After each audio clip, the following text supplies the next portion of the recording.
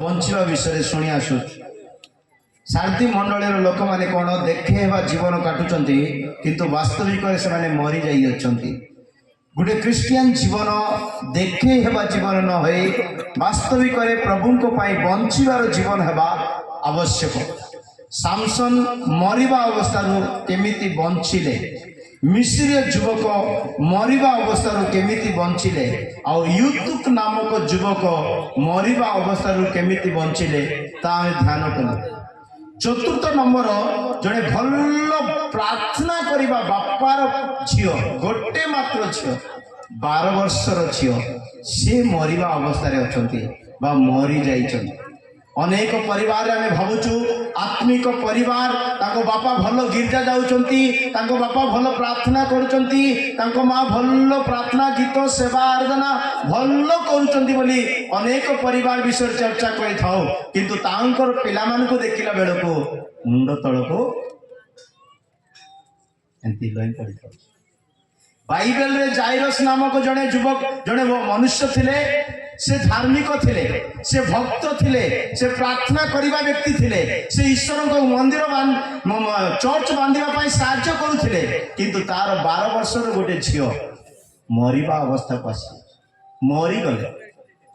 ଅନେକ ସମୟରେ ଆମ ଆତ୍ମିକ ପରିବାରରେ ମଧ୍ୟ ବାପା ମା ଭଲ ଥିବେ, କିନ୍ତୁ ପିଲାମାନେ ଦୁଷ୍ଟ ହେଇ ପଡୁଥିବେ।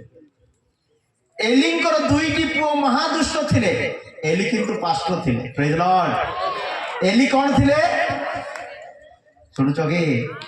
ଏଲି ପାଷ୍ଟର, କିନ୍ତୁ ତାର 2ଟା ପୁଅ ଯାକର ଚର୍ଚ୍ଚ ଖାଲି କରିଦଉଛନ୍ତି। ଲେଖା ଅଛି କ'ଣ ଖାଲି କରୁଛନ୍ତି?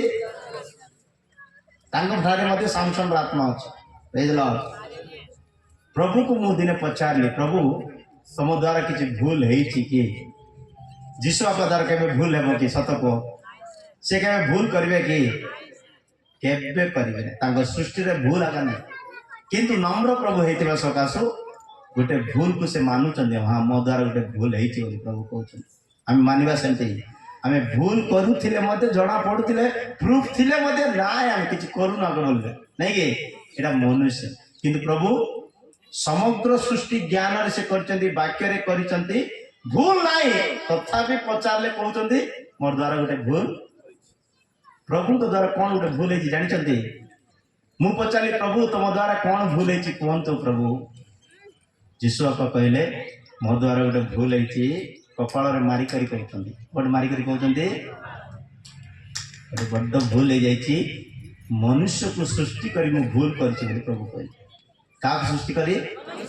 ଆଦି ପୁସ୍ତକ 6:6 ଲେଖା ଅଛି, ଏ ନିମନ୍ତେ ସଦାପ୍ରଭୁ ହଁ, ପୃଥିବୀରେ ମନୁଷ୍ୟକୁ ନିର୍ମାଣ କରିବା ସଦାପ୍ରଭୁ ପୃଥିବୀରେ ମନୁଷ୍ୟକୁ ନିର୍ମାଣ କରିବା ହେତୁରୁ ଅନୁତାପ କରି ମନରେ ଶୋକ କଲେ। ଜଣେ ବ୍ୟକ୍ତି ଅନୁତାପ କେତେବେଳେ କରିବ? ଜଣେ ବ୍ୟକ୍ତି ଅନୁତାପ କେତେବେଳେ କରୁଛି? ଭୁଲକୁ ରିଏଲାଇଜ କଲେ ଅନୁତାପ କରିବ ନା। ପ୍ରେଜ୍ ଦ ଲର୍ଡ। ପ୍ରଭୁ ଜାଣିଲେ ପୃଥିବୀରେ ମନୁଷ୍ୟକୁ ନିର୍ମାଣ କରିବା ହେତୁ ପଢିବା ଲୋକ, ହଁ, ଅନୁତାପ କରି ମନରେ ଶୋକ କଲେ। ମନରେ ମନୁଷ୍ୟକୁ ମୁଁ ନିର୍ମାଣ କରି ତା କେଡେ ବଡ ଭୁଲ ହେଇଗଲା, ତା ଅନୁତାପ କରି ସେ ଦୁଃଖିତ ହଉଛନ୍ତି। ଟିକେ ଭାବି ଦେଖନ୍ତୁ, ଯଦି ପ୍ରଭୁ ଆପଣଙ୍କୁ ମତେ ସୃଷ୍ଟି କରିଛନ୍ତି, ଯଦି ତାଙ୍କ ସୃଷ୍ଟିରେ ଆମେ ଚାଲୁନାହୁଁ, ତାଙ୍କ ଇଚ୍ଛାରେ ଆମେ ବଢୁନାହୁଁ, ତାଙ୍କ ଇଚ୍ଛା ଯୋଜନାରେ ଆମେ ରହୁନାହୁଁ, ତ ତାହେଲେ ମତେ ମଧ୍ୟ ସେ ଦେଖିକରି ଦୁଃଖିତ ହଉଛନ୍ତି। ପ୍ରେଜ୍ ଦ ଲର୍ଡ। ମନୁଷ୍ୟକୁ ସୃଷ୍ଟି କରିବା ହେତୁରୁ ସେ ଅତି କ୍ଷୋଧିତ ହେଲେ, ଦୁଃଖ ପ୍ରକାଶ କଲେ। ମୋ ପ୍ରିୟ ପ୍ରଭୁଙ୍କ ଲୋକମାନେ, ଆମେ ଅନେକ ସମୟରେ ଜୀବନ ଯାପନ କରୁଅଛୁ, ଆମ ଚାଲିଚଳନ କଥା ଭାଷା ଦ୍ୱାରା ଅନେକଙ୍କୁ ଆଘାତ କରିଅଛୁ। ମାନେ ଆମ ପରମେଶ୍ୱରଙ୍କର ସଦୃଶ୍ୟରେ ସୃଷ୍ଟି ହେଲେ ସୁଦ୍ଧା ଆମେ ପରମେଶ୍ୱରଙ୍କୁ ଦୁଃଖ ଦେଉଛୁ। ସେଥିପାଇଁ ମନୁଷ୍ୟ ପରମେଶ୍ୱରଙ୍କ ଠାରେ ନିଜ ପରମେଶ୍ୱରଙ୍କ ସଦୃଶ୍ୟ ହେଲେ ସୁଦ୍ଧା ସେ ପରମେଶ୍ୱରଙ୍କୁ ଦୁଃଖ ଦେବା ବ୍ୟକ୍ତି ହୋଇପାରୁଟି ଗଲେ। এই মধ্যাহ্ন সময়ে ଆପଣ କିମ୍ବା ମତେ ପ୍ରଭୁ ଦେଖି ଦୁଃଖିତ ହେବାକୁ ନୁହଁ। ଈଶ୍ୱରଙ୍କ ବାକ୍ୟ କହେ ଗୀତ ସଂହିତା 7:11 ବାକ୍ୟରେ ଲେଖା ଅଛି, ଗୀତ ସଂହିତା 7:11 ବାକ୍ୟରେ ଲେଖା ଅଛି, ପରମେଶ୍ୱର ନ୍ୟାୟ ବିଚାର କର୍ତ୍ତା ଅଟନ୍ତି। ହଁ, ସେ ପ୍ରତିଦିନ ଦୁଷ୍ଟ ମାନଙ୍କ ପ୍ରତି କ୍ରୋଧକାରୀ ଈଶ୍ୱର ଅଟନ୍ତି। ହଁ, परमेश्वर धर्ममय विचार करता ପରମେଶ୍ୱର ଧର୍ମମୟ ବିଚାର କର୍ତ୍ତା। हाँ ହଁ, से प्रतिदिन दुष्टों को ସେ ପ୍ରତିଦିନ ଦୁଷ୍ଟ ମାନଙ୍କ ପାଇଁ क्रोधकारी ମାନେ परमेश्वर ପରମେଶ୍ୱର ମନୁଷ୍ୟକୁ ସୃଷ୍ଟି କଲେ ସତ, କିନ୍ତୁ ଡେଲି କ୍ରୋଧ ବି କରୁଛନ୍ତି ମନୁଷ୍ୟକୁ ଦେଖିଲା ପରେ। ଭାବନ୍ତୁ ନାହିଁ ପରମେଶ୍ୱର ପ୍ରେମ କରିବେ, ଦୟା କରିବେ, କ୍ଷମା କରିବେ, ସେଟା ଅନୁଗ୍ରହ ଥିବା ପର୍ଯ୍ୟନ୍ତ ହବ। ଆପଣଙ୍କୁ ଦେଖି ମତେ ଦେଖି ପ୍ରଭୁ ଶକିତ ହବାକୁ ନୁହଁ, ଦୁଃଖିତ ହବାକୁ ନୁହଁ। ଆପଣଙ୍କ ପ୍ରତି ଥିବା ପ୍ରେମ ଆପଣ ନଷ୍ଟ କରିବାକୁ ନୁହଁ। ମୋ ପ୍ରିୟ ପ୍ରଭୁଙ୍କ ଲୋକମାନେ, ଏଠାରେ ସେ ମନୁଷ୍ୟକୁ ଦେଖି ଦୁଃଖ ପ୍ରକାଶ କରୁଛନ୍ତି। ସେ ଧର୍ମମୟ ବିଚାର କର୍ତ୍ତା ପ୍ରଭୁ। ହଁ, ସେ ପ୍ରତିଦିନ ଦୁଷ୍ଟ ମାନଙ୍କ ପ୍ରତି କ୍ରୋଧକାରୀ ପରମେଶ୍ୱର ଅଟନ୍ତି। ଦୁଷ୍ଟ କିଏ? କୋଉଥିରେ ଶୁଣିବ ନାହିଁ ସେ ଦୁଷ୍ଟ ବୋଲି ଯିଶାୟ 26:10 ଲେଖା ଅଛି। ବାପା କହିଲେ ଶୁଣୁନାହାନ୍ତି, ମା କହିଲେ ଶୁଣୁନାହାନ୍ତି, ସାଙ୍ଗ କହିଲେ ଶୁଣୁନାହାନ୍ତି, ପବିତ୍ର ଆତ୍ମା କହିଲେ ଶୁଣୁନାହାନ୍ତି, ବାକ୍ୟ କହିଲେ ଶୁଣୁନାହାନ୍ତି, ପାଳକ କହିଲେ ଶୁଣୁନାହାନ୍ତି। ଶୁଣୁନଥିବା ଲୋକମାନେ ଦୁଷ୍ଟ ବୋଲି ଈଶ୍ୱରଙ୍କ ବାକ୍ୟ କହେ। ଦୁଷ୍ଟ ଲୋକ ପ୍ରତି ଦୟା ପ୍ରକାଶ କରାଗଲେ ହେଁ ଦୁଷ୍ଟ ଲୋକ ପ୍ରତି ଦୟା ପ୍ରକାଶ କରାଗଲେ ହେଁ ସେ ଧର୍ମ ଶିଖିବ ନାହିଁ, ସେ ଧର୍ମ ଶିଖିବ ନାହିଁ, ସେ ପ୍ରେମ ଶିଖିବ ନାହିଁ, ସେ କ୍ଷମା କରିବାଟା ଶିଖିବ ନାହିଁ। ସରଳତାର ଦେଶରେ ସରଳତାର ସେ ଦେଶରେ ଅନ୍ୟାୟ କରିବ, ସେ ଅନ୍ୟାୟ କରୁଥିବ। ସଦାପ୍ରଭୁଙ୍କର ମହିମା ପରମେଶ୍ୱରଙ୍କର ମହିମାକୁ ସେ ଅନାଇବ ନାହିଁ। ଦୁଷ୍ଟ ମାନେ ପରମେଶ୍ୱରଙ୍କର ମହିମାକୁ ଅନାନ୍ତି ନାହିଁ। ପ୍ରେମ କରନ୍ତୁ, ଦୟା କରନ୍ତୁ, କ୍ଷମା କରନ୍ତୁ, ବୁଝାନ୍ତୁ, ଶୁଣିବେ ନାହିଁ ସେମାନେ। ସେଥିପାଇଁ ଦୁଷ୍ଟ ମାନଙ୍କ ପ୍ରତି ପରମେଶ୍ୱର କ୍ରୋଧକାରୀ। ଦୁଷ୍ଟକୁ କେବେ ଶାନ୍ତି ରହିବ ନାହିଁ। ଯିଶାୟ 48:22 ବାକ୍ୟରେ ଲେଖା ଅଛି, ଦୁଷ୍ଟକୁ କେବେ ଶାନ୍ତି ନଥାଏ। ହଁ, ସଦାପ୍ରଭୁ କହନ୍ତି ସଦାପ୍ରଭୁ କହନ୍ତି, ଦୁଷ୍ଟ ଲୋକମାନଙ୍କର ଦୁଷ୍ଟ ଲୋକମାନଙ୍କର କିଛି ଶାନ୍ତି ନାହିଁ। କିଛି ଶାନ୍ତି। ଏମାନଙ୍କୁ ଦେଖିଲେ ପ୍ରଭୁ କ୍ରୋଧ କରନ୍ତି। ଦୁଷ୍ଟ ଆଉ କିଏ ଜାଣିଛନ୍ତି? ଋଣ ନେଇ ଯାଇଥିବ, ଋଣ ସୁଝୁ ନଥିବ, ତାକୁ ଦୁଷ୍ଟ ବୋଲି ବାଇବେଲ କହେ। କଣ କହିଲି କୁହନ୍ତୁ? କାଲିକି ଦେବି, ପରଦିନକୁ ଦେବି, ମାସେ ପରେ ଦେବି ବୋଲୁଥିବେ। ଫୋନ କଲେ ସୁଇଚ ଅଫ୍ କରିଦେଉଥିବ, ଘରକୁ ଗଲେ ଘର ବନ୍ଦ ପକେଇ ଦେଇଥିବ, ତାକୁ ଦୁଷ୍ଟ ବୋଲି କୁହାଯାଏ। ଋଣ ନେଇ ଯାଇଥିବ, ସୁଝୁ ନଥିବ, ତାକୁ ଦୁଷ୍ଟ। ଆଉ ଏ ଦୁଷ୍ଟକୁ ଦେଖିଲେ ପ୍ରଭୁ ଟେନସନ ହେଇଯାନ୍ତି। ପଢନ୍ତୁ ଗୀତ ସଂହିତା, ପଢିଦିଅ, କୋଟା ହେଲେ ପଢିଦିଅ, ରାଇଟ୍ ହେଇଯିବ। ପ୍ରେଜ୍ ଦ ଲର୍ଡ। 34 ଗୀତ ସଂହିତା 34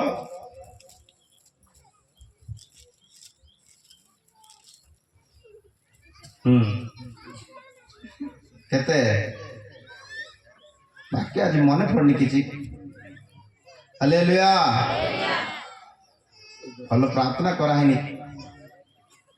ଈଶ୍ୱରଙ୍କ ବାକ୍ୟ କହେ, ଦୁଷ୍ଟ ଋଣ ନିଏ କିନ୍ତୁ ସୁଝେ ନାହିଁ। ଗୋଟେ ବାକ୍ୟ ଅଛି, କିଏ ସେମିତି ନ ସୁଝିବା ଲୋକ କିଏ ବସିଥିବ, ସେ ବାକ୍ୟ ମିଳୁନି। ଦେଖ, ହାଲେଲୁୟା। ସିଏ ପ୍ରାର୍ଥନା କରୁଛି, ନ ମିଳୁ ନ ମିଳୁ ନ ମିଳୁ ବୋଲି ସେ ପ୍ରାର୍ଥନା କରୁଛି, ନାଇକି? ଟିକେ ଖୋଜିବା ପାଇଁ ସାହାଯ୍ୟ କରନ୍ତୁ। 34 ଅଧ୍ୟାୟ ଗୀତ ସଂହିତା। ଦୁଷ୍ଟ ପୁଣି ଋଣ ନିଏ, ସୁଝେ ନାହିଁ। କେତେ ବାକ୍ୟ ମା? 37 ମୁଁ 34 ବୋଲଥିଲି। ହଁ, ଧନ୍ୟବାଦ। ଦୁଷ୍ଟ ଲୋକ ଋଣ କରି ପରିଶୋଧ କରେ ନାହିଁ। 37 20। ହଁ, ଭେରି ଗୁଡ୍, ପ୍ରେଜ୍ ଦ ଲର୍ଡ। 37 21 ବାକ୍ୟ ପଢନ୍ତୁ, ଶୁଣ। ଦୁଷ୍ଟ ଲୋକ ଋଣ କରି ପରିଶୋଧ କରେ ନାହିଁ। ଦୁଷ୍ଟ ଲୋକ ଋଣ ନେବ, ସୁଝୁ ନଥିବ, ପରିଶୋଧ କରିବ ନାହିଁ। ମାତ୍ର ଧାର୍ମିକ ଲୋକ ଦୟା ବ୍ୟବହାର କରି ଦାନ କରେ। କେତେ ଲୋକ ଋଣ ନେଇ ଯାଉଥିବେ, ସୁଝୁ ନଥିବେ, ତାକୁ ଦୁଷ୍ଟ ବୋଲାଯାଏ।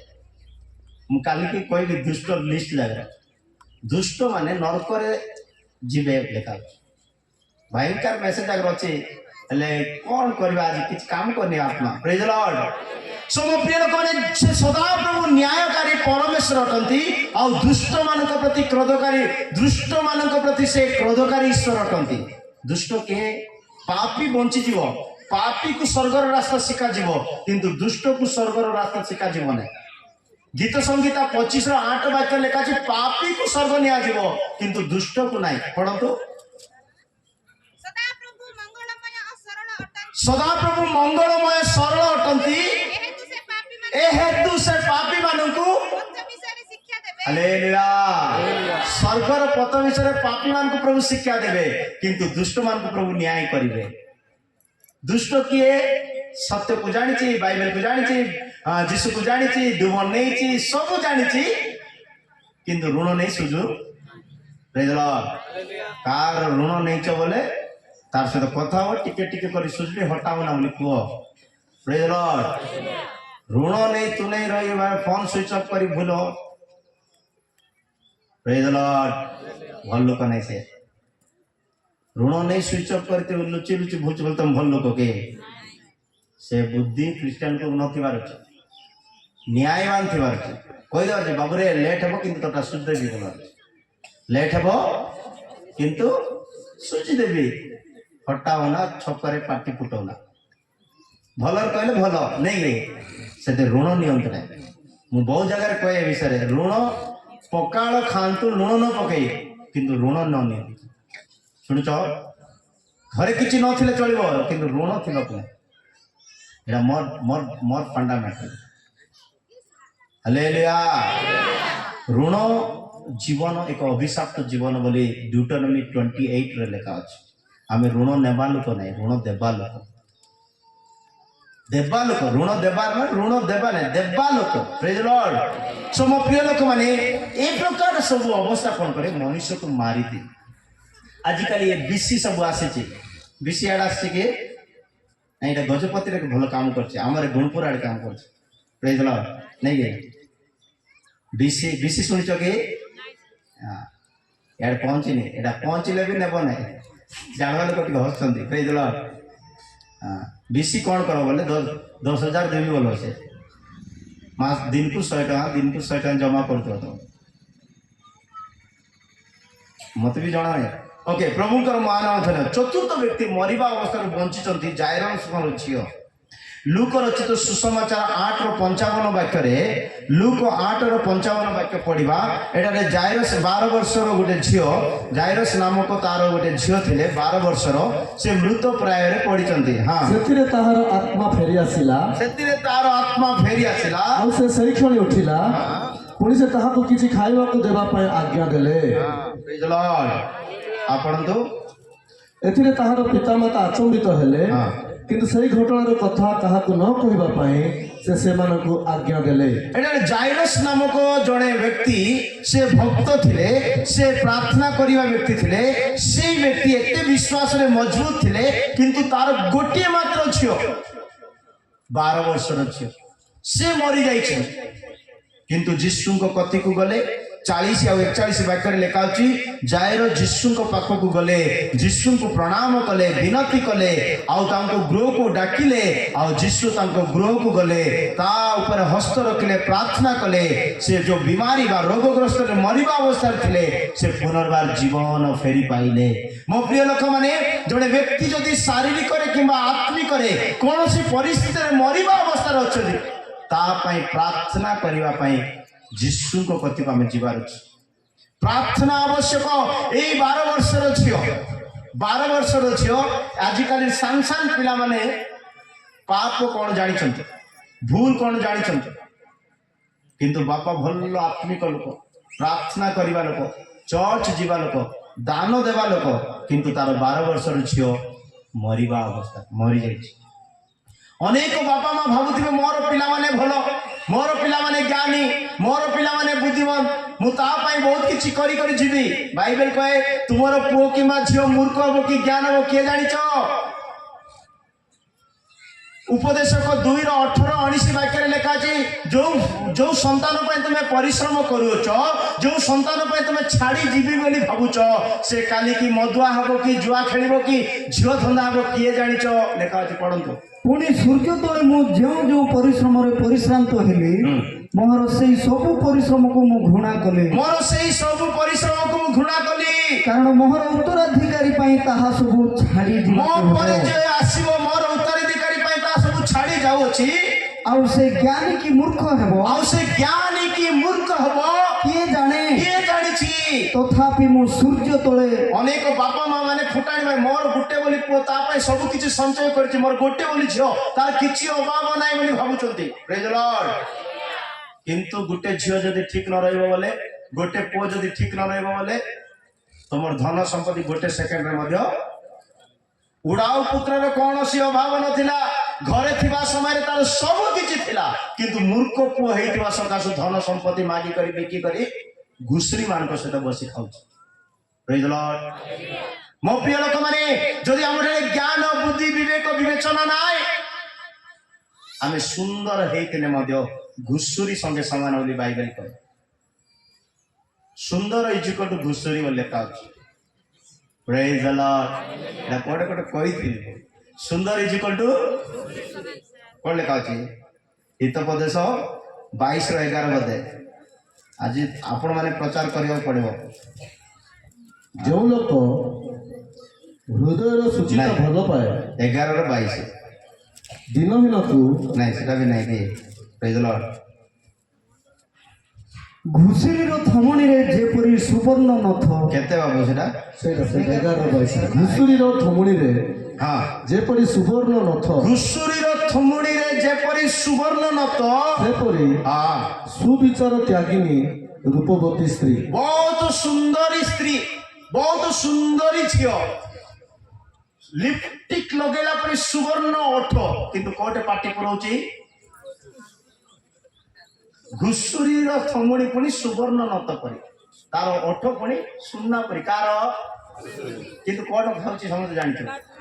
ଘୁଷୁରୀକୁ ପୁଣି କାଦୁଅ ଦେଖା ଗଲେ ପୁଣି ମତେ ଭଲ ପଲଙ୍କ ମିଳିଲା ବୋଲି ଭାବୁଛି। ପ୍ରେଜ୍ ଦ ଲର୍ଡ। ମାନେ ଅବୁଝା ଲୋକମାନେ, ଅଶୁଚି ଲୋକମାନେ।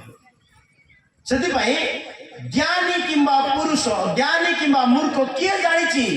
ଯୋଉ ପୁଅ କି ଝିଅକୁ ଆମେ ଗର୍ବ କରୁଛୁ, ମୋର ପିଲା ଭଲ, ମୋର ଝିଅ ଭଲ, ମୋର ପୁଅ ଭଲ ବୋଲି ଆମେ ଯୋଉ ଗର୍ବ କରୁଛୁ, କିଏ ଜାଣିଛି ସେ କାଲି କି ମୂର୍ଖ ହବ କି ଜ୍ଞାନୀ ହେବ? ଭଲ ବାପା ମା ସବୁ ଭଲ ପାଇଁ ଚିନ୍ତା କରିବେ, ଖାଲି ଜୁଆ ଖେଳିବ, ଝିଅ ଧନ୍ଦା ହବ, କାହାକୁ ଦରକାର? ସେମିତି ପୁଅ ଝିଅ। ପ୍ରେଜ୍ ଦ ଲର୍ଡ। ସମ ପ୍ରିୟ ଲୋକମାନେ, ଆମେ ଈଶ୍ୱରଙ୍କୁ ଯେମିତି ପ୍ରେମ କରୁଛୁ, ଆମ ପିଲାମାନଙ୍କୁ ମଧ୍ୟ ସେମିତି ବଢେଇବାର ଅଛି। ପ୍ରଭୁଙ୍କ ଭୟରେ, ପ୍ରଭୁଙ୍କ ଗୁଣରେ, ପ୍ରଭୁଙ୍କ ସ୍ୱଭାବରେ ସେମିତି ବଢିଲେ ଯାଇ ଆପଣଙ୍କ ପାଇଁ ଗୋଟେ ଗୌରବ ଆଣିଦେବ ସେଇ ସନ୍ତାନ। ନାଇଁ ତ ଧନ ଅଛି, ସମ୍ପଦ ଅଛି। ମୁଁ ବହୁତ ପରିବାରକୁ ଦେଖିଛି, ବହୁତ ପିଲାମାନଙ୍କୁ ଦେଖିଛି, କୋଟିପତିର ପିଲାମାନେ ଦରିଦ୍ର ହେଇକରି ବଞ୍ଚୁଛନ୍ତି। ମୁଁ ଦେଖିଛି, ସବୁ ଥାଇକରି ମଧ୍ୟ ଭଡା ଘରେ ବି ଭଡା ସୁଝି ପାରୁନାହାନ୍ତି, ସେମିତି ଅଛନ୍ତି ମୁଁ ଦେଖିଛି। ଗର୍ବ କରିବାକୁ ନାହିଁ ମୋ ପିଲାମାନଙ୍କ ପାଇଁ ବୋଲି। ଜାଇରସର ଏତେ ଆତ୍ମିକ ପଣ, ଏତେ ପ୍ରାର୍ଥନା ପ୍ରିୟ, ଏତେ ସେବାକାରୀ ମନ, କିନ୍ତୁ 12 ବର୍ଷର ଝିଅର ପରିସ୍ଥିତି ମୃତ ପରି। ଆମେ ମାନେ ଭାବୁଛୁ ଆମେ ପ୍ରଭୁଙ୍କ ପାଇଁ ବଞ୍ଚିବା, ପ୍ରଭୁଙ୍କ ସହିତ ଚାଲିବା, ପ୍ରଭୁଙ୍କ ପାଇଁ ରହିବା। ଆପଣ ଠିକ ଭାବୁଛନ୍ତି, ଭୁଲ ନୁହଁ। କିନ୍ତୁ ପିଲାକୁ ମଧ୍ୟ, ଆପଣଙ୍କର ପୁଅ ଝିଅକୁ ମଧ୍ୟ ଏ ଅନ୍ତିମ ଦିନରେ ବଢେଇବାକୁ ପଡିବ। ମନୁଷ୍ୟ ଜୀବନରେ ଖରାପ କେମିତି ହଉଛନ୍ତି ଜାଣିଛନ୍ତି? ଢାଙ୍କୁଣୀ ଖୋଲା ଥିଲେ ଆମେ ଖରାପ ହେଇଯିବା ବୋଲି ଲେଖା ଅଛି। କଣ ଖୋଲା ଥିଲେ? ଢାଙ୍କୁଣୀ ଖୋଲା ଥିଲେ ଖରାପ ହବା। ଗଣନା 19:15 ବାକ୍ୟରେ ଲେଖା ଅଛି, ଗଣନା 19:15 ବାକ୍ୟରେ ଲେଖା ଅଛି, ଯେଉଁ ପାତ୍ରରେ ଢାଙ୍କୁଣୀ ନାହିଁ, ମେଲା ପାତ୍ର, ପ୍ରତ୍ୟେକ ମେଲା ପାତ୍ର ଜଇରେ ଢାଙ୍କୁଣୀ ବନ୍ଧା ଯାଏ ନାହିଁ, ତା ଅଶୁଚି ହେବ। ହଁ, ଆଉ ପ୍ରତ୍ୟେକ ମେଲା ପାତ୍ର ଜମିରେ ଢାଙ୍କୁଣୀ ବନ୍ଧା ନଥାଏ, ଜଇରେ ଢାଙ୍କୁଣୀ ବନ୍ଧା ନଥାଏ, ତାହା ଅଶୁଚି ତା ହେବ। କଣ ହେବ? ଆମେ ମାନେ ଈଶ୍ୱରଙ୍କ ଗୋଟେ ପାତ୍ର ସ୍ୱରୂପ ଅଟୁ। ଯଦି ଆମେ ପାତ୍ରରେ ଯଦି ଢାଙ୍କୁଣୀ ଦେବା ନାହିଁ, ଈଶ୍ୱରଙ୍କ ପାତ୍ରରେ ଯୋଉ ପବିତ୍ରତା ଅଛି, ଯୋଉ ପବିତ୍ର ଆତ୍ମା ଅଛି, ଯୋଉ ଆତ୍ମିକ ବିଷୟ ଅଛି, ଯୋଉ ବରଦାନ ଅଛି, ଯୋଉ ପ୍ରଭୁଙ୍କ ପାଇଁ ବ୍ୟବହାର ହେବାର ଗୁଣ ଅଛି, ତା ଅଶୁଚି ହେବାକୁ ଲାଗିବ। ଢାଙ୍କୁଣୀ କହିଲେ ଈଶ୍ୱରଙ୍କ ଭୟକୁ ବୁଝାଇବ। ରୋମିଓ 3:18 ବାକ୍ୟରେ ଲେଖା ଅଛି, ତାଙ୍କର ଆଖିରେ ଈଶ୍ୱରଙ୍କ ଭୟ ରୂପ ଢାଙ୍କୁଣୀ ନାହିଁ, ସେଥିପାଇଁ ସେଥିପାଇଁ କ'ଣ ହେଲେ ଦେଖୁଛି, କାହାକୁ ହେଲେ ଦେଖୁଛି, କେତେ ସମୟ ହେଲେ ଦେଖୁଛି, କେମିତି ହେଲେ ଦେଖୁଛି, ସେ ଆଖିରେ ଢାଙ୍କୁଣି ନାହିଁ। ହଁ, ଈଶ୍ୱରଙ୍କ ଭୟ ଈଶ୍ୱରଙ୍କ ଭୟ ସେମାନଙ୍କ ଆଖି ଆଗରେ ନଥାଏ। ସେମାନଙ୍କର ଆଖି ଆଗରେ ନଥାଏ, ସେଥିପାଇଁ ଦେଖୁଛି ସେ। ମୋ ପ୍ରିୟ ଲୋକମାନେ, ଆମ ଆଖିରେ ଗୋଟେ ଢାଙ୍କୁଣି ଲଗେଇବା ଦରକାର।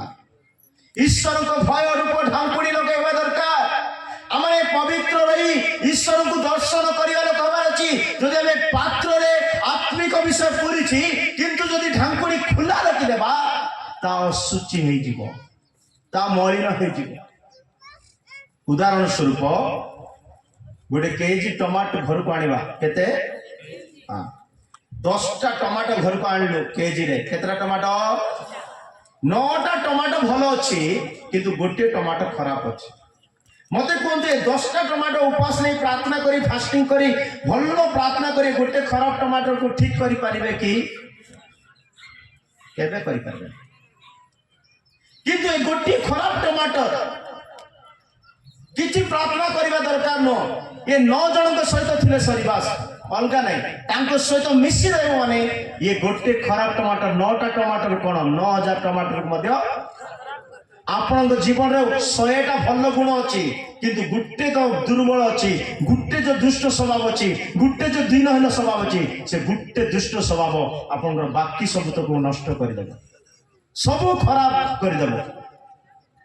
ନିଜକୁ ନିରୀକ୍ଷଣ କରନ୍ତୁ, କ'ଣ ମୋ ଠାରେ ଏମିତି ଦୁର୍ବଳ ସ୍ୱଭାବ ଅଛି, କ'ଣ ମୋ ଠାରେ ଗୋଟେ ମାରିଦେବା ସ୍ୱଭାବ ଅଛି, ତାକୁ ମୁଁ ବାହାର କରିବାର ଅଛି। ସେ ଅସୁଚିତାଟା ମୋ ଠାରକୁ ନ ଆସୁ, ସେଥିପାଇଁ ଢାଙ୍କୁଣି ଦେବା ଦରକାର। ଉଦାହରଣ ସ୍ୱରୂପ 2 ପିତର 2:7-8 ବାକ୍ୟରେ ଲୁତ ଜଣେ ଧାର୍ମିକ ବ୍ୟକ୍ତି ଥିଲେ ସତ, କିନ୍ତୁ ସଦମ ଗମାରରେ ରହୁଥିଲେ। ପାପକୁ ଦେଖି ଦେଖି ତାଙ୍କର କଥା ଶୁଣି ଶୁଣି ନିଜର ଆତ୍ମିକରେ ଖରାପ ବିଚାର ଆସିଲାଣି, ପୀଡ଼ିତ ହଉଛନ୍ତି। କେତେ ସାର୍? 2 ପିତର 2:7-8। ପୁଣି ସେ ଦୁରାଚାରୀ ମାନଙ୍କ କାମୁକତା ପୂର୍ଣ୍ଣ ଆଚରଣରେ ପୁଣି ସେ ଦୁରାଚାରୀ ମାନଙ୍କର କାମକତା ପୂର୍ଣ୍ଣ ଆଚରଣରେ ଧାର୍ମିକ ଲୋଟକୁ ଉଦ୍ଧାର କଲେ। ଜଣେ ସେଇ ଧାର୍ମିକ ଲୋକ ସେମାନଙ୍କ ମଧ୍ୟରେ ବାସ କରି ସେମାନଙ୍କ ଅନ୍ୟାୟ କାର୍ଯ୍ୟ ଦେଖି ଓ ସେ ବିଷୟ ଶୁଣି ପ୍ରତିଦିନ ଆପଣ ଧର୍ମପରାୟଣ ଗୋଟେ ଭଲ ଆତ୍ମିକ ଲୋକ ଯଦି ତମ ପାଖରେ ଅଛି, ପ୍ରାଣରେ ବ୍ୟବହାର ତୁମର ଦୁଷ୍ଟ ସ୍ୱଭାବ ସେ ଦେଖିଲେ ଦୁଃଖ ପୀଡ଼ିତ ହବ। ଧର୍ମପରାୟଣ ପ୍ରାଣରେ ଧାର୍ମିକ ପ୍ରାଣରେ ଯନ୍ତ୍ରଣା ଭୋଗ କଲେ। ଏନକରେଜ କରିବାର ଅଛି। ଆପଣଙ୍କର ସ୍ୱଭାବ ଅନ୍ୟକୁ ଏନକରେଜ କରିବାର ଅଛି।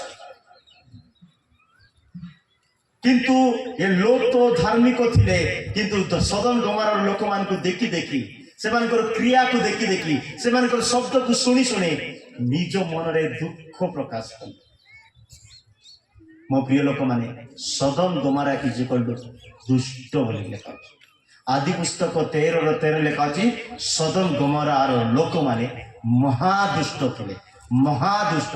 ଆଉ ଏଇ ଦୁଷ୍ଟ ମାନଙ୍କର କ୍ରିୟାକୁ ସେ ଲୋକ ଦେଖି ଦେଖି ଶୁଣି ଶୁଣି ନିଜ ଆତ୍ମିକରେ ଯନ୍ତ୍ରଣା ଅନୁଭବ କଲେ। ଆପଣ ଜଣେ ଆତ୍ମିକ ଲୋକ, ଆପଣ ଜଣେ ପ୍ରାର୍ଥନାକାରୀ ଲୋକ, ଆପଣ ଜଣେ ଈଶ୍ୱରଙ୍କୁ ଭୟ କରିବା ଲୋକ, ଆପଣ ଯଦି କୌଣସି ଦୁଷ୍ଟ ପାଖରେ ଅଛନ୍ତି ତ ଆପଣଙ୍କର ଆତ୍ମିକକୁ ଆପଣ ନଷ୍ଟ କରୁଛନ୍ତି। ପଢନ୍ତୁ, ସେଇ ସଦମର ଲୋକମାନେ ମହାଦୁଷ୍ଟ ଓ ସଦାପ୍ରଭୁଙ୍କ ଛାମୁରେ ଅତି ପାପିଷ୍ଟ ଥିଲେ। ସଦାପ୍ରଭୁଙ୍କ ସମ୍ମୁଖରେ ଅତି ପାପିଷ୍ଟ ଥିଲେ ସଦମର ଲୋକମାନେ। ଆମେ ସଦମର ବସବାସ କରିବାକୁ ନୁହଁ, ସଦମର ପାପ ଠାରେ ପ୍ରବେଶ କରିବାକୁ ନୁହଁ, ସଦମର ଦୁଷ୍ଟତା ଆମମାନଙ୍କୁ ଦେଖିବା କଥା ନୁହଁ, କିନ୍ତୁ ଲୋଟ ସେଥି ମଧ୍ୟରେ ବାସ କରୁଥିଲେ। ସେମାନଙ୍କର କ୍ରିୟାକୁ ଦେଖି ଦେଖି, ସେମାନଙ୍କର କର୍ମକୁ ଶୁଣି ଶୁଣି, ସେମାନଙ୍କର ଭାଷାକୁ ଶୁଣି ଶୁଣି ନିଜ ଆତ୍ମିକ ଜୀବନରେ ଯନ୍ତ୍ରଣା ଅନୁଭବ କଲେ। କେତେ ଡିଷ୍ଟର୍ବ ମୁଁ ଜାଣିଛନ୍ତି। ଜଣେ ବ୍ୟକ୍ତି ଆତ୍ମିକରେ ବଢିବା କେତେ କଷ୍ଟ ଜାଣିଛନ୍ତି। ଜଣେ ବ୍ୟକ୍ତିକୁ ସହଜରେ ପାପରେ ପକାଇ ନର୍କ ନେଇ ହେବ, କିନ୍ତୁ ଜଣେ ବ୍ୟକ୍ତିକୁ ସହଜରେ ସ୍ୱର୍ଗ ପହଞ୍ଚେଇ ହେବ ନାହିଁ। ମୋଟିଏ ଲୋକ ସେଥିପାଇଁ ପ୍ରଭୁ ମରିବା ଲୋକମାନଙ୍କୁ ବଞ୍ଚେଇବା ପାଇଁ ଚାହୁଁଛନ୍ତି, ହଜି ଯାଇଥିବା ଲୋକମାନେ ଖୋଜିବା ପାଇଁ ଚାହୁଁଛନ୍ତି, ନଷ୍ଟ ହୋଇଯାଇଥିବା ଲୋକମାନଙ୍କୁ ଗଠନ କରିବା ପାଇଁ ଚାହୁଁଛନ୍ତି। ତା ଜାଗାରେ ଆମେ ଅନ୍ୟକୁ ନଷ୍ଟ କରିବା ଲୋକ ନ ହୋଇ ଗଠନ କରିବା ଲୋକ ହେବାର ଅଛି। ପ୍ରଭୁଙ୍କର ମହାନାମ ଧନ୍ୟବାଦ। ମୃତ୍ୟୁ ପ୍ରାୟରେ ଥିବା ସମୟରେ ଯୀଶୁଙ୍କ କତିକୁ ଆସିଲେ ଜାଇରସ୍ ପ୍ରାର୍ଥନା କଲେ, ବିନତି କଲେ, ଚାଲନ୍ତୁ ପ୍ରଭୁ ଆମ ଗୃହକୁ। ଯୀଶୁ ଯେତେବେଳେ ଯାହା ଗୃହକୁ ଆସିବେ, ସେ ଗୃହରେ ପରିତ୍ରାଣ ଆସିବ, ସେ ଗୃହରେ ସୁସ୍ଥତା ଆସିବ, ସେ ଗୃହରେ ଜୀବନ ଆସିବ। ଆପଣଙ୍କ ଗୃହରେ ଯୀଶୁ ଅଛନ୍ତି କି? ଆପଣଙ୍କ ଜୀବନରେ ଯୀଶୁ ଅଛନ୍ତି କି? ପ୍ରାର୍ଥନା ଚାଲିଛି କି? ଘରେ ବାଇବେଲ ଠିକ ଠାକ ପଢୁଛ କି? ଉପାସ ନଉଛ କି? ଚର୍ଚ୍ଚ ରେଗୁଲାର ଯାଉଛ କି? ଏ ସବୁର ଆନ୍ସର ନାଇଁ ଏକା ବେଶୀ ବାହାରିବ। ତାର ଅର୍ଥ ମରି ଯାଇଛୁ।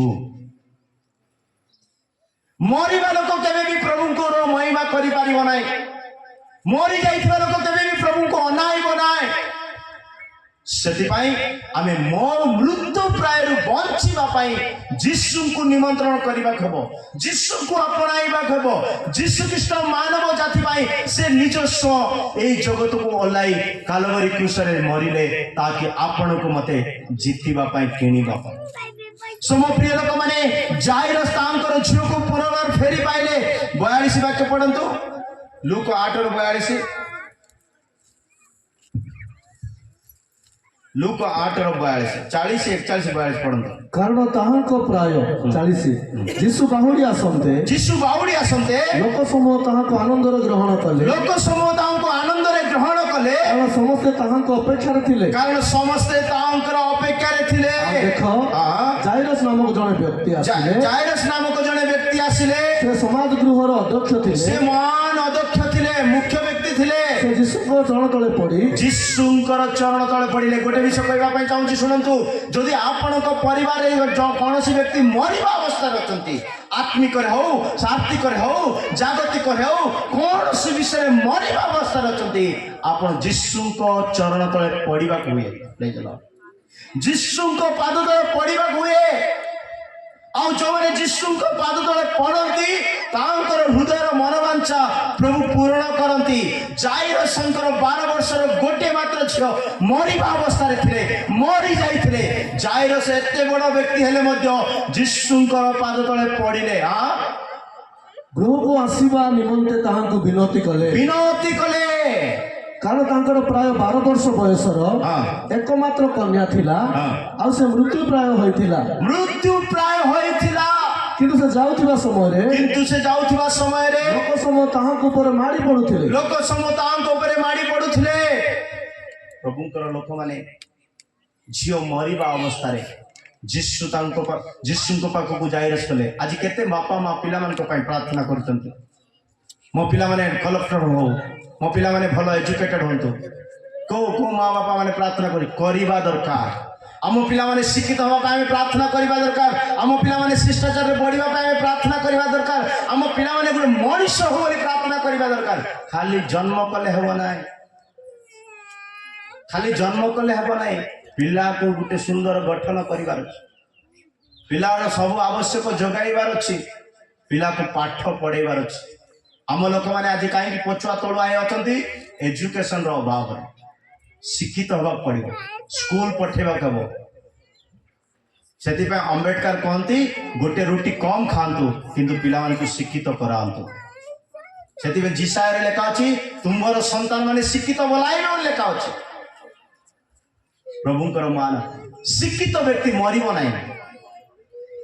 ଶିକ୍ଷିତ କିଏ? ଯୀଶୁକୁ ଜାଣିବା ଲୋକମାନେ ଶିକ୍ଷିତ। ପ୍ରଥମ କରନ୍ଥୀୟ 1:30 ବାକ୍ୟ ଲେଖା ଅଛି, ଯୀଶୁ ଖ୍ରୀଷ୍ଟ ଆମମାନଙ୍କ ପାଇଁ ଜ୍ଞାନ ହେଲେ, ଆଉ ସେଇ ଜ୍ଞାନ ପବିତ୍ରତା, ସେଇ ଜ୍ଞାନ ଧାର୍ମିକତା, ସେଇ ଜ୍ଞାନ ମୁକ୍ତି ସ୍ୱରୂପ। ଯଦି ଯୀଶୁ ନାହାନ୍ତି, ଜ୍ଞାନ ନାହିଁ। କିନ୍ତୁ ତାହାଙ୍କ ହେତୁ ତୁମ୍ଭେମାନେ ଖ୍ରୀଷ୍ଟ ଯୀଶୁଙ୍କ ଠାରେ ଅଛ, କିନ୍ତୁ ତୁମେମାନେ ତାହାଙ୍କ ହେତୁ ଖ୍ରୀଷ୍ଟ ଯୀଶୁଙ୍କ ଠାରେ ଅଛ। ସେ ଈଶ୍ୱରଙ୍କ ଠାରୁ ଆମ୍ଭମାନଙ୍କ ନିମନ୍ତେ ଜ୍ଞାନ, ସେ ଈଶ୍ୱରଙ୍କ ଠାରୁ ଆମମାନଙ୍କ ନିମନ୍ତେ ଜ୍ଞାନ, ଅର୍ଥାତ୍ ଜ୍ଞାନ ଅର୍ଥାତ୍ ଧାର୍ମିକତା। ଏ ଜ୍ଞାନ ଧାର୍ମିକ କରିପାରିବ, ପବିତ୍ରତା, ଏ ଜ୍ଞାନ ପବିତ୍ର କରିପାରିବ, ମୁକ୍ତି ସ୍ୱରୂପ ଏ ଜ୍ଞାନ ମୁକ୍ତି ଆଉ ହୋଇଅଛନ୍ତି। ପରିତ୍ରାଣ ଦେଇପାରିବ। ଜ୍ଞାନ ଯୀଶୁ ଅଟନ୍ତି। ପ୍ରତ୍ୟେକ ପରିବାରରେ ଏଇ ଯୀଶୁ ଜ୍ଞାନ ସ୍ୱରୂପରେ ରହିବା ଦରକାର। ମୁକ୍ତି ଦରକାର, ଧାର୍ମିକତା ଦରକାର, ପବିତ୍ରତା ଦରକାର। ଯୀଶୁଙ୍କୁ ଛାଡ଼ି ଏସବୁ କରି ହେବ ନାହିଁ। ଯୀଶୁଙ୍କୁ ଧରି କରିହେବ, ଯୀଶୁଙ୍କୁ ଗ୍ରହଣ କରିହେବ, ଯୀଶୁକୁ ଆପଣାଇ। ସେଥିପାଇଁ ଜାଇରସ୍ ତାଙ୍କ ପାଦ ତଳେ ପଡ଼ିଲେ ଆଉ ତାଙ୍କ ଗୃହକୁ ଡାକିବାକୁ ଲାଗିଲେ। 49 ଲୁକ 8:49 ଲେଖା ଅଛି, ଯୀଶୁ ତାଙ୍କୁ ମୃତ୍ୟୁରୁ ପୁନର୍ଜୀବିତ କରାଇଛନ୍ତି। ପ୍ରେଜ୍ ଲର୍ଡ। ସେ ଏହି କଥା କହୁଥିବା ସମୟରେ ସେ ଏହି କଥା କହୁଥିବା ସମୟରେ ସମାଜ ଗୃହର ଅଧ୍ୟକ୍ଷଙ୍କ ଘରୁ ସମାଜ ଗୃହର ଅଧ୍ୟକ୍ଷଙ୍କ ଘରରୁ ଜଣେ ଆସି କହିଲା ଆପଣଙ୍କ ଝିଅ ମରିଗଲାଣି, ଆପଣଙ୍କର ଝିଅ ମରିଗଲେଣି, ଗୁରୁଙ୍କୁ ଆଉ କଷ୍ଟ ଦିଅନ୍ତୁ ନାହିଁ। ଗୁରୁଙ୍କୁ ଆଉ କଷ୍ଟ ଦିଅନ୍ତୁ ନାହିଁ। ଅନେକ ଲୋକ ଆପଣଙ୍କୁ ଏମିତି ବେଡ୍ ନ୍ୟୁଜ୍ ଆଣିବେ, ଲୋକ କହିବେ ଆପଣଙ୍କର ବିଶ୍ୱାସ ନଷ୍ଟ ହେଲା ପରେ, ଆପଣଙ୍କୁ ପଛକୁ ଟାଣିଦେଲା ପରେ। କିନ୍ତୁ ଯୀଶୁ ଏହା ଶୁଣି ତାଙ୍କୁ ଉତ୍ତର ଦେଲେ ଭୟ କର ନାହିଁ, ବିଶ୍ୱାସ କର, କେବଳ ବିଶ୍ୱାସ କର, ସେ ବଞ୍ଚିବ। ଆଉ ସେ ବଞ୍ଚିବ। ହାଲେଲୁୟା। ପ୍ରତ୍ୟେକ ବ୍ୟକ୍ତି ଯଦି ଖ୍ରୀଷ୍ଟଙ୍କ ଠାରେ ବଞ୍ଚିବା ପାଇଁ ଚାହୁଁଛନ୍ତି, ଖ୍ରୀଷ୍ଟଙ୍କୁ ବିଶ୍ୱାସ କରିବାକୁ ହେବ। ବିଶ୍ୱାସ କରିବା ବ୍ୟକ୍ତି ମାନେ ବିନଷ୍ଟ ନ ହୋଇ ଅନନ୍ତ ଜୀବନ ପାଇବେ ବୋଲି ଈଶ୍ୱରଙ୍କ ବାକ୍ୟ କହେ। ପାପରୁ ମନ ପରିବର୍ତ୍ତନ କରି ବିଶ୍ୱାସ କରିବାର ଅଛି। ପ୍ରଭୁଙ୍କର ମହାନାମ ଧନ୍ୟବାଦ। ବିଶ୍ୱାସ କରିଲେ ଜଣେ ବ୍ୟକ୍ତି ବଞ୍ଚିବ। ଜିରିମିୟ 14:17 ବାକ୍ୟରେ ଲେଖା ଅଛି, ଜିରିମିୟ ଅସୁସ୍ଥ ଅବସ୍ଥାରେ ଥିବା ସମୟରେ ପ୍ରାର୍ଥନା କରୁଛନ୍ତି, ପ୍ରଭୁ ମତେ ସୁସ୍ଥ କର, ମୁଁ ସୁସ୍ଥ ହେବି। ମତେ ପଢନ୍ତୁ 14:17। ଆଉ ତୁମ୍ଭେ ସେମାନଙ୍କୁ ଏ କଥା କହିବ, ଦିବାରାତ୍ର ଆମ୍ଭ ଚକ୍ଷୁରୁ ଜଳଧାର ବହୁ, ତାହା ନିବୃତ୍ତ ନ ହଉ, କାରଣ ଆମ୍ଭ ଲୋକମାନଙ୍କ ଅନୁଡ଼ା କନ୍ୟା ମହାକ୍ଷତରେ ମହା ଦୁଃଖଦାୟକ ଆଘାତରେ ଭଗ୍ନ ହୋଇଅଛି। 17:14। ହେ ସଦାପ୍ରଭୁ, ମତେ ସୁସ୍ଥ କର, ତହିଁରେ ମୁଁ ସୁସ୍ଥ ହେବି। ମତେ ପରିତ୍ରାଣ କର, ତହିଁରେ ମୁଁ ପରିତ୍ରାଣ ପାଇବି। ପ୍ରେଜ୍ ଲର୍ଡ। ସୁସ୍ଥ ହେବା ପାଇଁ, ପରିତ୍ରାଣ ପାଇବା ପାଇଁ ପ୍ରଭୁଙ୍କ ଠାରେ ଆମେ ବିଶ୍ୱାସ କରିବା ଦରକାର। ଯଦି ଯୀଶୁଙ୍କ ଠାରେ ଆମେ ବିଶ୍ୱାସ କରିବା ନାହିଁ, ପରିତ୍ରାଣ ମଧ୍ୟ ପାଇବା ନାହିଁ, ସୁସ୍ଥ ମଧ୍ୟ ପାଇବା ନାହିଁ। ଯଦି ଆମେ କୌଣସି ରୋଗରେ ଅସୁସ୍ଥରେ ମରିବା ଅବସ୍ଥାରେ ଅଛୁ, ବଞ୍ଚିବାର ଅଛି, ତ ଆମେ ଯୀଶୁଙ୍କ ଠାରେ ବିଶ୍ୱାସ କରିବାକୁ, ଯୀଶୁଙ୍କୁ ଗ୍ରହଣ କରିବାକୁ ହେବ। ମୋ ପ୍ରିୟ ଲୋକମାନେ, ସେଥିପାଇଁ ଜାଇରସ୍ ଯୀଶୁଙ୍କ କତିକୁ ଯାଇଥିଲେ ନିଜର ଝିଅକୁ ବଞ୍ଚେଇବା ପାଇଁ। ଆପଣ ମୁଁ ଯଦି ବାପା ମା ହେଇ ଜୀବନ କାଟୁଛୁ, ଆମ ପିଲାମାନଙ୍କ ପାଇଁ ଆମେ ଆଣ୍ଟୁ ମାଡ଼ିବାର ଅଛି, ଆମ ପିଲାମାନଙ୍କ ପାଇଁ ଆମେ ପ୍ରାର୍ଥନା କରିବାର ଅଛି, ଆମ ପିଲାମାନଙ୍କ ପାଇଁ ଆମେ ସର୍ବଦା ପ୍ରଭୁଙ୍କ ସମ୍ମୁଖରେ ରୋଦନ କରିବାର ଅଛି। ସେତେବେଳେ ସେମାନେ ବଞ୍ଚିବେ, ପ୍ରଭୁଙ୍କ ଉଦ୍ଦେଶ୍ୟରେ ଜୀବନ କାଟିବେ। ଲୁକ 8:54 ବାକ୍ୟରେ ଲେଖା ଅଛି, ସେ ମୃତ ପ୍ରାୟରେ ଥିବା ଝିଅକୁ ଉଠାଇଲେ, ସେ ପୁନର୍ଜୀବିତ ହେଲେ, ଆଉ ତାକୁ ଆହାର ଦିଆଗଲା ଲେଖା ଅଛି। ମାତ୍ର ସେ ତାର ହସ୍ତ ଧରି ଡାକି କହିଲେ, ଆଗ ବାଳିକା ଉଠ। ସେଥିରେ ତାହାର ଆତ୍ମା ଫେରି ଆସିଲା, ଆଉ ସେ ସେହି କ୍ଷଣି ଉଠିଲା। ପ୍ରେଜ୍ ଲର୍ଡ। ପ୍ରଭୁଙ୍କର ମହାନାମ ଧନ୍ୟ। ଅନେକ ଲୋକ ମୃତ୍ୟୁ ପ୍ରାୟରେ ଅଛନ୍ତି, ଯୀଶୁ ତାଙ୍କୁ ଦେଖି କହୁଛନ୍ତି, ଆଗ କନ୍ୟା ଉଠ, ମୃତ୍ୟୁରୁ ଉଠ, ଆଉ ଖ୍ରୀଷ୍ଟ ତୁମମାନଙ୍କ ମଧ୍ୟରେ ପ୍ରକାଶିତ ହେବେ। ଯଦି ମରିଥିବା, ଖ୍ରୀଷ୍ଟଙ୍କର ଶକ୍ତି କେବେ ଦେଖାଯିବ ନାହିଁ। ଯଦି ବଞ୍ଚିବା, ଖ୍ରୀଷ୍ଟ ଆମମାନଙ୍କ ଜୀବନରେ ପ୍ରକାଶିତ ହେବେ। ଏଫେସିୟ 5:14 ବାକ୍ୟ କହେ। ଏଫେସିୟ 5:14 ବାକ୍ୟରେ ଲେଖା ଅଛି, ମୃତ୍ୟୁ ପ୍ରାୟରୁ ଉଠ, ତାହେଲେ ଖ୍ରୀଷ୍ଟ ତୁମମାନଙ୍କ ଜୀବନରେ ଜ୍ୟୋତି ସ୍ୱରୂପରେ ପ୍ରକାଶିତ ହେବେ। ପବିତ୍ର ଶାସ୍ତ୍ରରେ ଉକ୍ତ ଅଛି, ହେ ନିଦ୍ରିତ ଜାଗ, ମୃତମାନଙ୍କ ମଧ୍ୟରୁ ଉଠ, ପୁଣି ଖ୍ରୀଷ୍ଟ ତୁମକୁ ଆଲୋକ ପ୍ରଦାନ କରିବେ। ହାଲେଲୁୟା। ଶୋଇଥିଲେ ଖ୍ରୀଷ୍ଟ ଆସିବେ ନାହିଁ, ଉଠିଲେ ଖ୍ରୀଷ୍ଟ ଆସିବେ। ଆମର ଖ୍ରୀଷ୍ଟିଆନ ସଂଖ୍ୟା କେମିତି ବଢିବ ଜାଣିଛ ତ? ଖ୍ରୀଷ୍ଟିଆନ ଲୋକର ସଂଖ୍ୟା କେମିତି ବଢିବ ଜାଣିଛନ୍ତି? ରାତି ଟାଇମରେ ଦେଖ, ଏଠି ଲାଇଟ୍ ଜଳିବ ବୋଲେ ରାତି ଟାଇମରେ ପୋକ ମାଛି ସବୁ ଆସିବେ କି ନା ନାହିଁ? ଲାଇଟ୍ ଜଳିଲେ ଆମେ ଡାକିଲୁ କି ତାଙ୍କରକୁ ମିଟିଂକୁ, ପୋକ ମାଛିକୁ ଆମେ ଡାକିଥିଲୁ କି? କିନ୍ତୁ ଲାଇଟ୍ର କେମିତି କାମ ଦେଖନ୍ତୁ। ପ୍ରେଜ୍ ଲର୍ଡ। ଲାଇଟ୍ର କେମିତି କାମ, ନ ଡାକିବା ଲୋକ ମଧ୍ୟ ଆସିବ। ସେମିତି ଆକା ଆମେ ଜଗତର ଜ୍ୟୋତି। ଆମର ଚାଲି ଚଳନ, କଥା ଭାଷା, ଚରିତ୍ର, ବସିବା ଉଠିବା ठीक ठाक थी बोले न देखवा लोक न सुनवा लोक न आसवा लोक भी तुमको देखी देखी कुआड जाऊँ बोली भारी आस प्रेज लॉर्ड का डाकवा दरकार नहीं डाकिले कहे आगे धर्म परिवर्तन कर प्रेज लॉर्ड आम को धर्म परिवर्तन करूना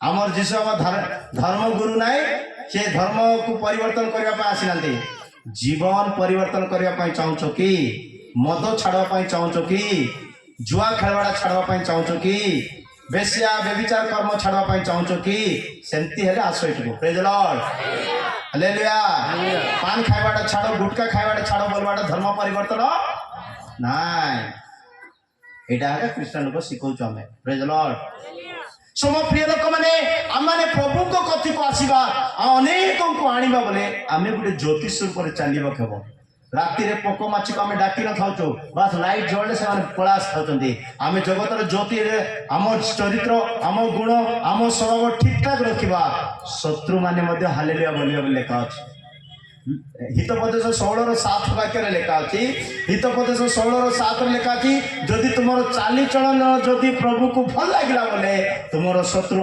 अमेरिका रो गोटे मेसेज करो प्रेज लॉर्ड बोलो हां मनुष्यर गति सदा प्रभुଙ୍କର तुष्टिकर हेले मनुष्यर गति सदा प्रभुଙ୍କର दृष्टि रे तुष्टिकर हेले से ताहार शत्रु माननको मध्य से तार शत्रु माननको मध्य ताहा सहित शांति रे वास करांती आमेन गोटे बोलंतु प्रेज लॉर्ड आपणकर शत्रु किए भी कोटे भी कंदी भी थाओ से तुमको मिसवा पाई चाहूची बोले ना तमे मिसवा पाई चाहूची बोले तमे टिके प्रभुकर सामना ठीक ठाक रुओ तमे जदि प्रभुको सम्मुखरे ठीक ठाक चलिबो बोले तुमर शत्रु अमेरिका रे थिले मध्य तुम सहित शांति रे रहबा पाई चेष्टा कर तुमर सहित पड़सा घरे थिले मध्य शांति रे रहबा पाई चेष्टा कर घर भितरे शत्रु थिले मध्य शांति रे रहबा पाई प्रेज लॉर्ड एई जनवरी मासरे गोटे जगार कंधमाल गोटे जगह जाइए बहुत बड़ काम प्रभु कले मु जानी नथिली प्रचार एमती कली वाक्य दौली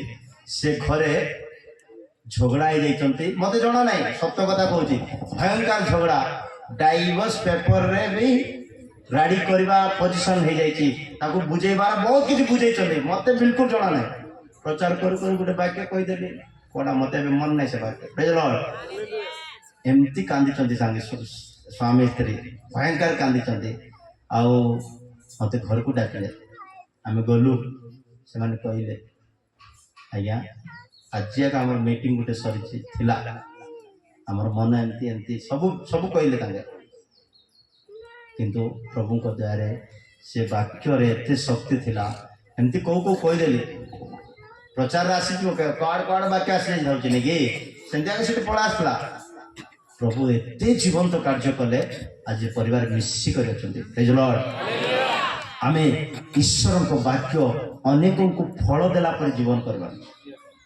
अनेकों को सुधारला पर करबार आमे गोटे ज्योति स्वरूप हबार अछि दानिएल कौन कहते जो अनेकों को धर्म पथर आनिबा लोक माने तुम माने तारा होली तुमे केनते करी दानिएल 12:3 वाक्य लिखा अछि बहुतों को तुमे यदि धर्मर शिक्षा दउचो आ से मान को तुम प्रति फेरा आनिचो धार्मिक प्रति फेरा आनुचो तुमे आकाशर तारा तुल्य प्रेज लॉर्ड आ जो माने ज्ञानवान से माने आकाशर दीप्ति तुल्य से माने आकाशर दीप्ति तुल्य और जो माने अनेकों को धर्मर प्रति फेरा आनंती जो माने अनेकों को धर्मर प्रति फेरा आनंती माने तारागणर तुल्य अनंत काल पर्यंत तेजस्वी हेबे से माने तारा तुल्य अनंत काल पर्यंत तेजस्वी हेबे एंती जीवन काटिबा पे डिसीजन नियंतु तारा परि चमकु थिबा अनेकों को प्रभु को प्रति फेराई आनिबा अनेकों को प्रभु को सहित जोग कराइबा एमती काम करबा लोक कम अछंती किंतु ए अंचल रु मु आशा करछि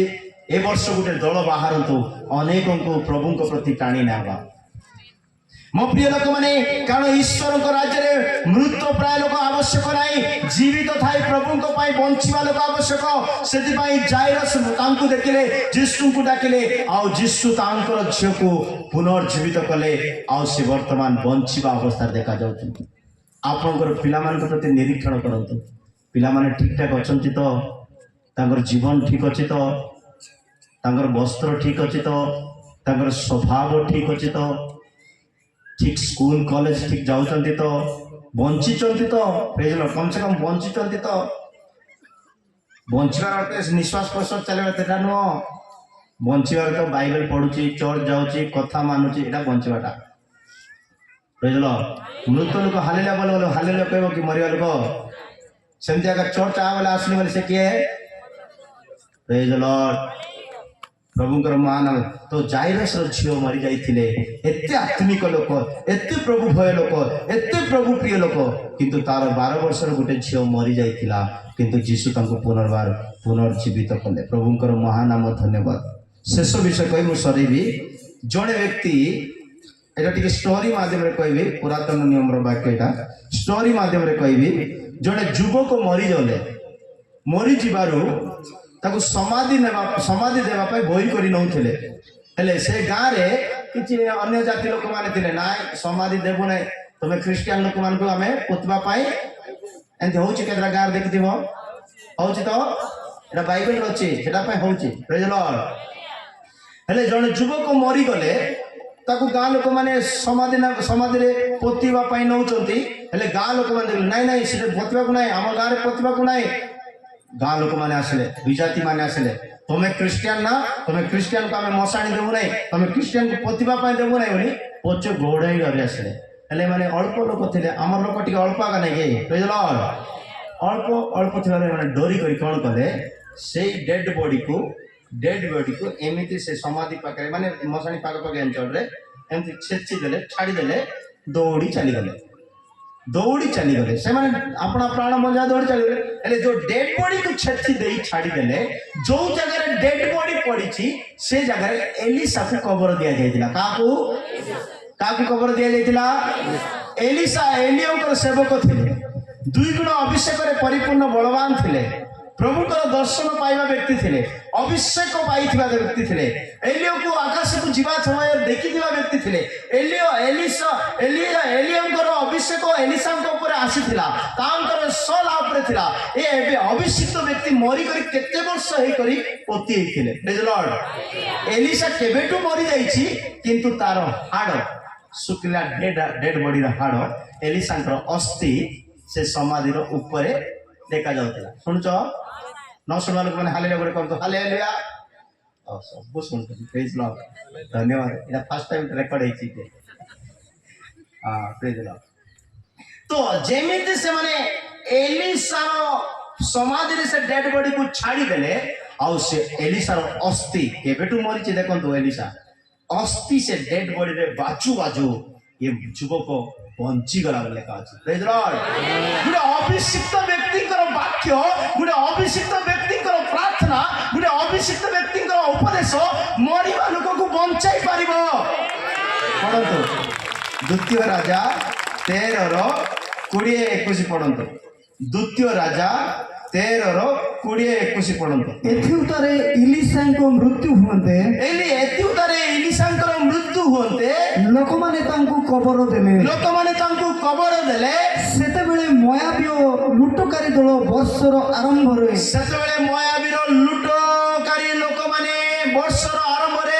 ଦେଶ ଆକ୍ରମଣ କଲେ।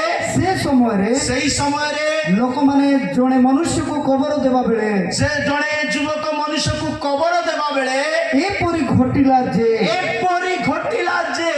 ଦେଖ ସେମାନେ ଏକ ଲୁଟକାରୀ ଦଳକୁ ଦୂରରୁ ଦେଖିଲେ। ଜଣେ ଲୁଟକାରୀ ଦଳ ଦୂରରୁ ଦେଖିଲେ, ତହିଁରେ ସେମାନେ ସେହି ମନୁଷ୍ୟକୁ, ମରିଥିବା ବ୍ୟକ୍ତିଙ୍କୁ ଇଲିଶାଙ୍କର କବରରେ ପକାଇ ଦିଅନ୍ତି। ଏଲିସାଙ୍କର କବରରେ ତାକୁ ଛେଚି ଦିଅନ୍ତେ। ସେ ମନୁଷ୍ୟ ଇଲିଶାଙ୍କର ଅସ୍ଥି ସ୍ପର୍ଶ ହୁଅନ୍ତେ, ସଜୀବ ହୋଇ ଏଲିସାଙ୍କର ଅସ୍ଥିରେ ତାର ଜୀବନ ଥିଲା। ମୋ ପ୍ରିୟ ଲୋକମାନେ, ଆମେ ମରି ଯାଇଥାଇପାରୁ, କିନ୍ତୁ ଗୋଟେ ଅଭିଷିକ୍ତ ବ୍ୟକ୍ତିଙ୍କର ପ୍ରାର୍ଥନା, ଗୋଟେ ଅଭିଷିକ୍ତ ବ୍ୟକ୍ତିଙ୍କର ଅସ୍ଥି କହିଲେ ଉପଦେଶକୁ ବୁଝାଏ, ଅସ୍ଥି କହିଲେ ବାକ୍ୟର ଗଭୀରତାକୁ ବୁଝାଏ। ଅସ୍ଥିରେ ଜୀବନ ପ୍ରଭୁ ଆମମାନଙ୍କୁ ସଂଗଠନ କରିଥାନ୍ତି। ଜିକଲ ଯାଇଗଲେ, ସେ ସମୁଦ୍ର କୂଳକୁ ଗଲେ, ତରାଇ ଅଞ୍ଚଳକୁ ଗଲେ, କେତେ ବର୍ଷର ଯୁଦ୍ଧରେ ପଡ଼ି ମରିଥିବା ଅସ୍ଥି ସବୁ ପଡ଼ିଥିଲେ, किंतु प्रभु कहले जी जी को जाओ अस्थि मान विषय भगवाणी कर से वाक्य कहते सब अस्थि जोड़ित है रक्त मांस शिर सब आसीगला आसला कि ना बचले कि ना मो प्रिय लोक मैंने जदि मरी अस्थि जदि प्रभु जीवन दे पारुचंती अभिषिक्त व्यक्ति प्रार्थना रे अभिषिक्त व्यक्ति प्रार्थना रे अभिषिक्त व्यक्ति वाक्य रे अभिषिक्त व्यक्ति उपदेश रे मरी लोक मैंने बंचिबे आउ से अस्थि जो स्पर्श है से युवक पुनर्जीवित हेले कई पाखरे नथिले किंतु से उठिले देखिले प्रभुंकर सेवकंकर अस्थि रे तांकर प्राण थिला अनेक लोक माने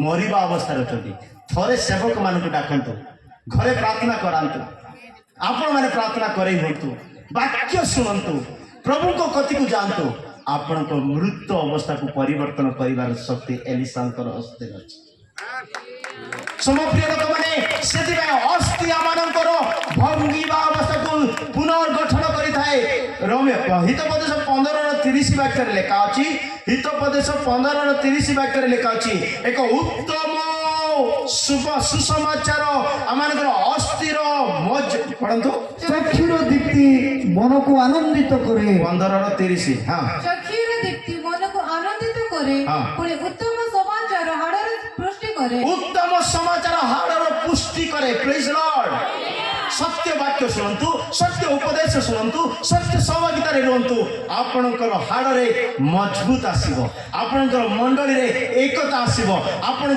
परिवार रे संगठन आसब आपण जीवन एक हो जाइथिबो मरी जाइथिबा जीवन पुनर्गठित हो जिवो सेति पई मो प्रिय लोक माने एलिसांकर अस्थि केबे से मरी करी सुखिबा अस्थि पड़ी थिला किंतु स्पर्श कहला परे से बंची गले आमाने मध्य प्रभु ठारे जदि आसीबा केबेटू प्रार्थना छाड़ देछु केबेटू चर्च जीवाटा छाड़ देछु केबेटू गीत गाइबाटा छाड़ देछु केबेटू बजेबाटा छाड़ देछु केबेटू प्रभु काम करबाटा छाड़ देछु किंतु प्रभु डाकुचंती आसंतु आउ थरे बंचेइबा काम करिवे से आपण को आउ थरे अभिषेक करिवे आपण को आउ थरे व्यवहार करिवे हितोपदेश 16:24 वाक्य लेखा अछि हितोपदेश 16:24 वाक्य लेखा अछि मन पढ़ंतु मनोहर भाषा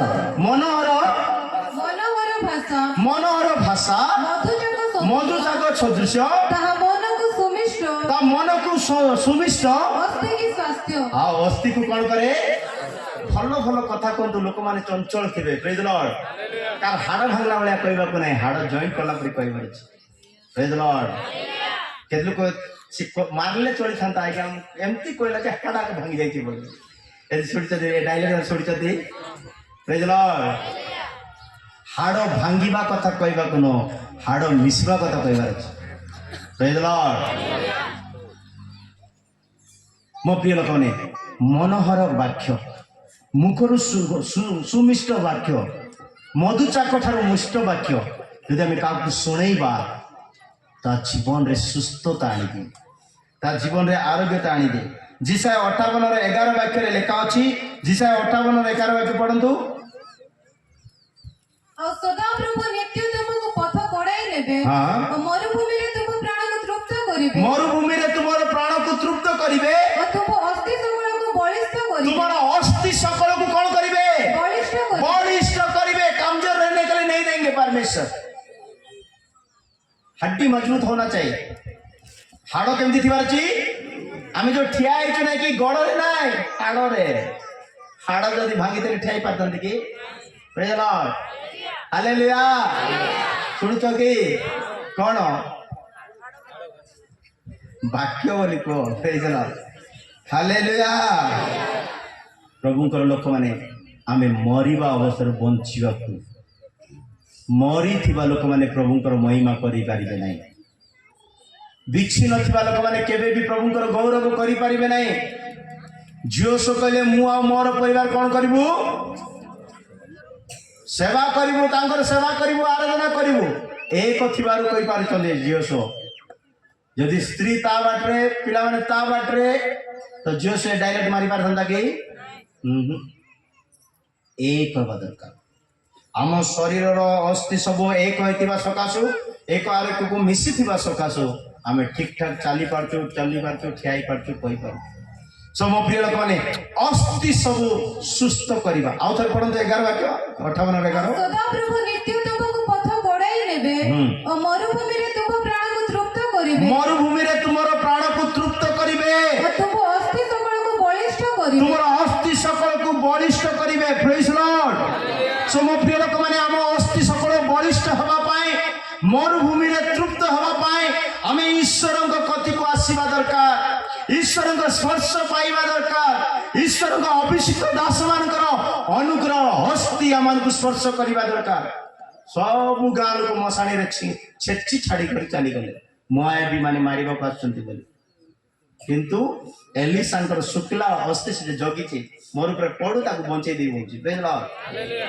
एमती हम केत लोक हबार अछि केत लोक मोर पाप को आसले से पाप कर न थांदा मोर पाप मते भेटी थिले ताको से विपद हेई न थांदा केत लोक डायरेक्ट मारते आम से लोक हबार अछि बाइबल लेखा अछि तुमे जणे लोक एमती हबार दो जण को स्वर्ग नेबा पाई हबार अछि लेखा अछि ए वाक्य कोइ सरेबा प्रेज लॉर्ड जिकरिया रे लेखा अछि जिकरिया 8:23 वाक्य रे लेखा अछि जिकरिया 8:23 वाक्य लेखा जणे व्यक्ति 10 जण को स्वर्ग नहीं पारिबो एमती लेखा अछि पढंतु ओके इरा पढिबा पूर्व शुणंतु केबे भी सुनिछ कि अरे तू स्वर्ग गले नाही कि मुई न आस पारले तोर ड्रेस धरी तोर गोड़ धरी बारी आसी डायरेक्ट सुनिछ कि सुनिछ एन सुनिछ तो तू स्वर्ग जीवु बोले नाही रे मु तोर गोड़ धरी बारी आसी सुनिछ तो एटा वाक्य अछि पढन देबे हां ସୈନ୍ୟାଧିପତି ସଦାପ୍ରଭୁ ଏହି କଥା କହନ୍ତି सैन्याधिपति सदाप्रभु एही कथा कहंती ସେ ସମୟରେ ଏପରି ଘଟିବ से समय रे परि घटिबो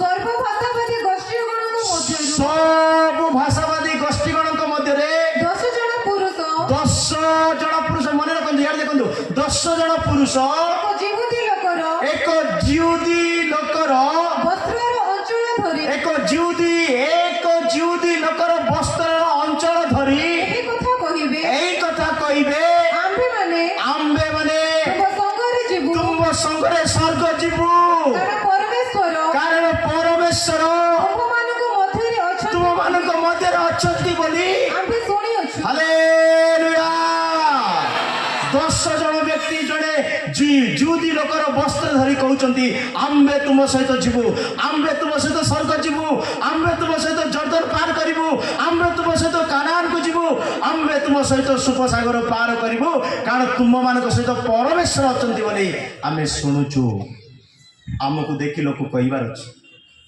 आमे से जणे लोक हबार अछि हमर वस्त्र धरी 10 जन कोन 10,000 लोक स्वर्ग आसीबार अछि प्रेज लॉर्ड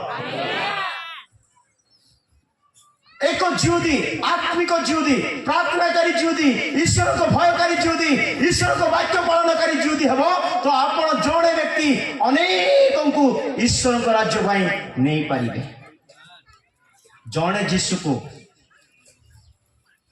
जीशु आसिले 12 जन शिष्य को बाचिले बास सबुठ क्रिश्चियन संख्या अधिक मतलब ठीक ठाक नांती किंतु अधिक आमे प्रेज लॉर्ड मो प्रिय लोक माने आमे बंचिबा तो प्रभुंकर महिमा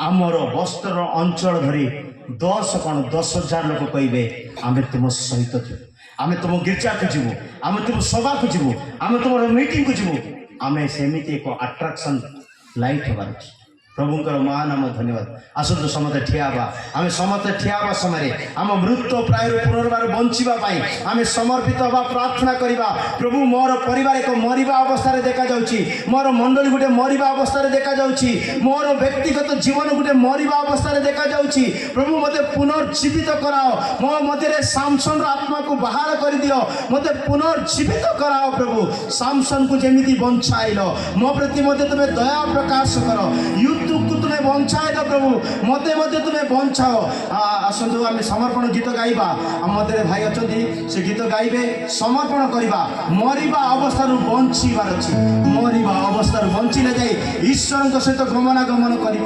सब प्रिय लोक मैंने समस्ते गोटे भी वाक्य आप हृदय को स्पर्श कर से गोटे से वाक्य को नहीं प्रार्थना करूँ प्रभु मत बंचाओ मु तुम राज्य को जावाई चाहूँगी मु तुमको जाना चाहूँ मोर मृत्यु अवस्था बंचा चाहूँगी समर्पण करतु ପ୍ରଭୁଙ୍କ ହସ୍ତରେ ନିଜ ନିଜକୁ ସମର୍ପିତ ହୁଅନ୍ତୁ। Hallelujah hallelujah.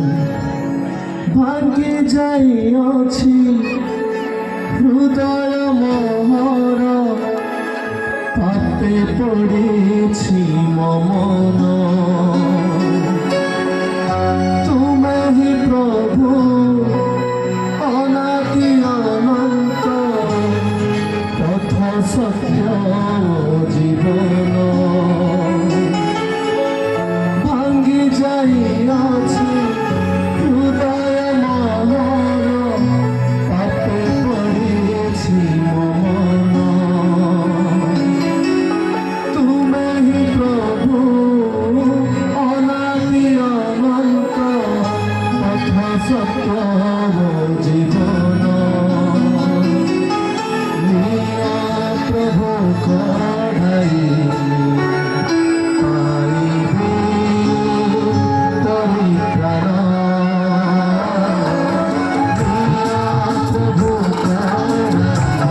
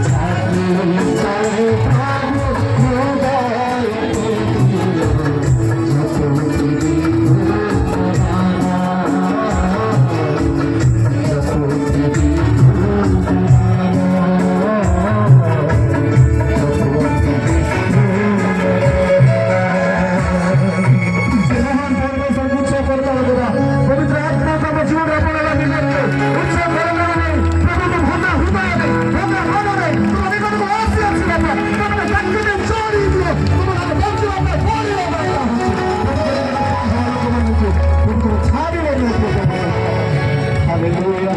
Thank you, Lord. Thank you, Jesus. Hallelujah. प्रभुଙ୍କ ମହାନାମରୁ ଧନ୍ୟବାଦ। ଏ ସଭାର ଦ୍ୱିତୀୟ ଦିନର ଦ୍ୱିତୀୟ ଅଧିବେଶନରେ